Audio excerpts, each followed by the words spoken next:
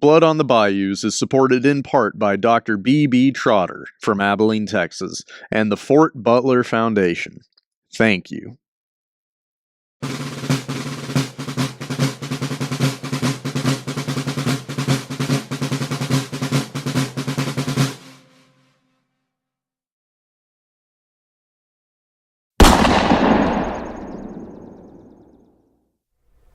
I'm Don Frazier, and we continue our series on the Civil War in Texas and Louisiana.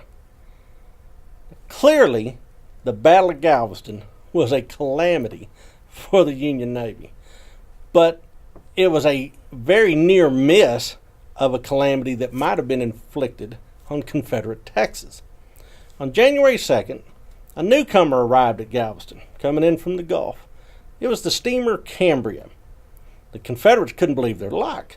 Maybe they could lure it in and capture this vessel.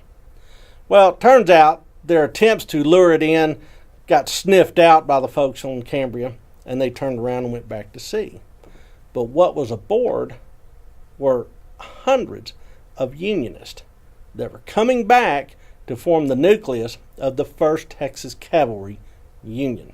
This was going to be a Unionist invasion of Texas to help liberate it, so they said, from the Confederate tyrants.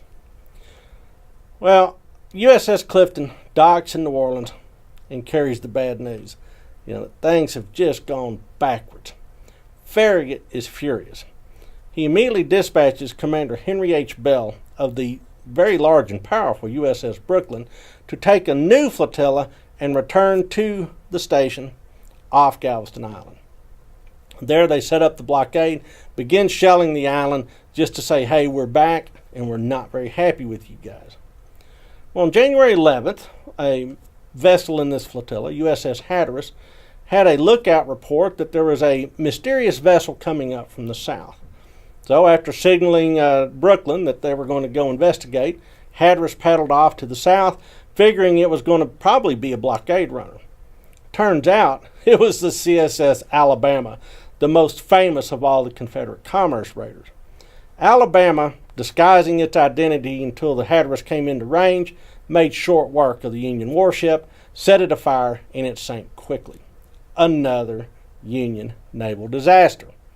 While that's happening out on the Gulf of Mexico, the next week, January 21st through 23rd, Leon Smith is back to his old tricks and repeats his Galveston tactics, this time off of Sabine Pass.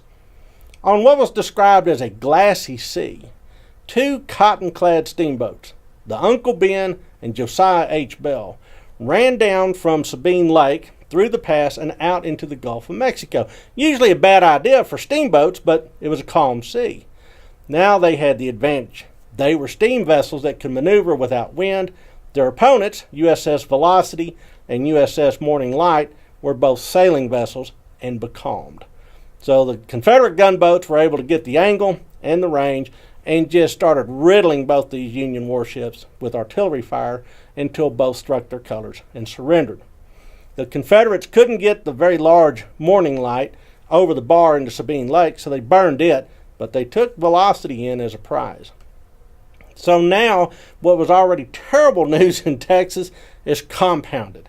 The Federals just cannot believe the reversal of fortune in those Texas waters. Jefferson Davis is ecstatic, and he commends his commanders, Magruder and Taylor, saying what you guys are doing in Louisiana and Texas is actually giving hope for the rest of the Confederacy. You guys are doing it right. Whatever you're doing, keep doing it. At Vicksburg, General John C. Pemberton is relieved that the threat to Texas has now been removed, and that means supplies will keep flowing down the Red River to supply not only Vicksburg, but also Port Hudson. David G. Farragut, Union Admiral David G. Farragut, cannot get over these reversals. He's lost 5 warships in the first half of January. So in 2 weeks in January, 5 warships. The Harriet Lane is now in the hands of the enemy. Who knows what they're going to do with it? The Westfield is blown up, gone. The Hatteras is sunk. The Morning Light is burned to the waterline and sunk. And the Velocity is also captured by the Confederates. They've just been handing weapons of war to the Confederates along the Texas coast. Nathaniel P. Banks, from his headquarters in New Orleans, is also just pretty down in the dumps over it. He said Galveston, as a military position, was second only in importance to New Orleans or Mobile. I regarded the loss of Galveston and its consequences as the most unfortunate affair that occurred in the department. The possession of this island and its military occupation would have been of great importance to the government in all operations in that part of the country. It could have held a large force of rebel troops in the vicinity of Houston and enabled us to penetrate the territory of Texas at any time, or to concentrate our forces on the Mississippi. Had the Federals held Galveston, then the Confederate troops in Texas could not reinforce Taylor in Louisiana. They would have to keep an eye on Galveston. Now that threat's been removed, which means that Confederate forces in Texas can head to Louisiana. And Banks understands that this is going to happen. Another officer on Banks' staff put it this way, said, "The general seems to be low-spirited this morning and begins to accept the certainty of the fall of the Republic.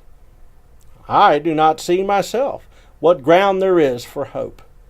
The confident tone of the Northern press is gone, and the Southern papers are filled with accounts of victories." Yeah, Galveston made a big impression throughout the Confederacy.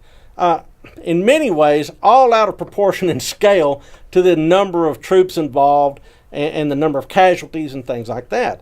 So when the news finally reaches Virginia, there's a Texan in Hood's Texas Brigade, James Murray, who writes home kind of in disbelief. He wrote, "I suppose the people of Texas will never get done blowing about the fight at Galveston.